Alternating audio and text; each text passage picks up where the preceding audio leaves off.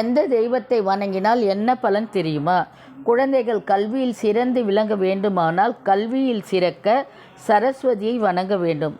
அதுவும் இந்த ஆயுத பூஜை நன்னாளில் சரஸ்வதியை வணங்குவது மிகவும் சிறப்பு. தடைகள் விலக விநாயகரை வணங்க வேண்டும்.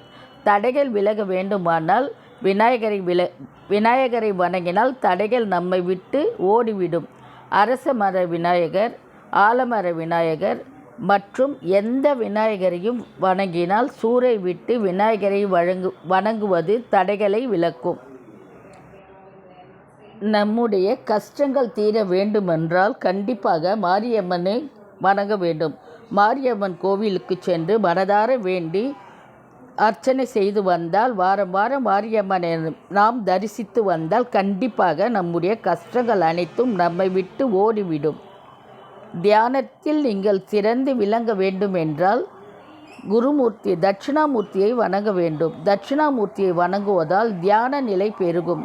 தியானத்தில் சிறக்க தட்சிணாமூர்த்தியை தவிர வேறொரு கடவுளும் இல்லை. தட்சிணாமூர்த்தியை வணங்குவினால் நீங்கள் தியானத்தில் சிறக்கலாம்.